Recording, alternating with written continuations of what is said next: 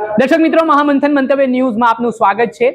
ગુજરાતમાં સ્થાનિક સ્વરાજ્યની ચૂંટણીની ઘોષણા થઈ ચૂકી છે। આગામી 26 એપ્રિલે મતદાન થવાનું છે। મતદાનને લઈને ઉમેદવારોમાં ઉત્સાહ જોવા મળી રહ્યો છે, કેમ કે તમામ ઉમેદવારો મીટ માંડીને બેઠા છે કે પાર્ટી અમને ટિકિટ આપશે, અમે પણ ચૂંટણી લડીશું। ત્યારે ગોંડલની વાત કરીએ તો ગોંડલની ચૂંટણી લોહિયાળ રહી છે, રસપ્રદ રહી છે ને આ વખતે આમ આદમી પાર્ટી તરફથી જિગીશા પટેલ મેદાને છે। તેઓ આમ આદમી પાર્ટીનું ત્યાં નેતૃત્વ કરી રહ્યા છે।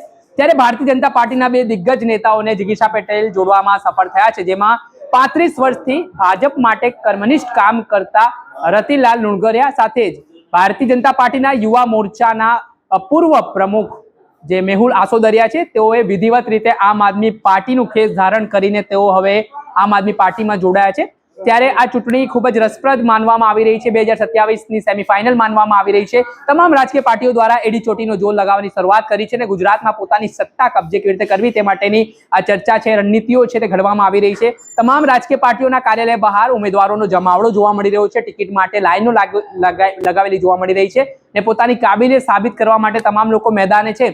પરંતુ હવે જોવાનું એ રહ્યું કે 26 તારીખે માફ કરજો જે મતદાન થવાનું છે તે મતદાન પર સૌ કોઈ ગુજરાતીઓની નજર છે, કેમ કે આ ખૂબ મહત્વની ચૂંટણી સ્થાનિક સ્વરાજ્યની માનવામાં આવે છે, જેમાં મહાનગરપાલિકા, નગરપાલિકા, તાલુકા પંચાયત અને જિલ્લા પંચાયત માટેની આ ચૂંટણી યોજાઈ રહી છે।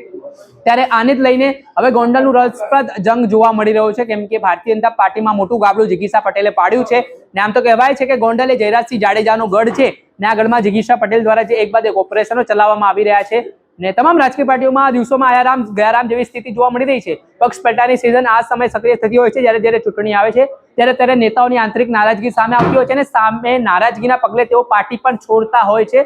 ત્યારે હવે જોવાનું રહ્યું કે આગામી સમયમાં કઈ રીતની પરિસ્થિતિનું નિર્માણ થાય છે। પરંતુ હાલની તબક્કાવાર જે માહિતી મળી રહી છે તેમાં ગોંડલમાં આમ આદમી પાર્ટીમાં જે બે દિગ્ગજ નેતાઓની એન્ટ્રી થઈ છે તેનાથી આમ આદમી પાર્ટીને ગોંડલમાં કેટલો ફાયદો થાય છે તે આવનારો સમય બતાવશે ને ખાસ કરીને જિગીશા પટેલ છે ઘણા સમયથી સક્રિય જોવા મળી રહ્યા છે। અલગ અલગ મુદ્દાઓને લઈને તેઓ ભારતીય જનતા પાર્ટીને ઘેરી રહ્યા છે, વહીવટી તંત્રના કાન આંબળી રહ્યા છે। ત્યારે હવે તેનો કેટલો ફાયદો આવનારા સમયમાં તેમને ચૂંટણીમાં મળે છે તે જોવું રહ્યું। દર્શક મિત્રો, આવા જ નવા વિડીયો આપના સુધી પહોંચાડતા રહીશું, એટલે મહામંથન મંતવ્ય ન્યૂઝ જોતા રહો।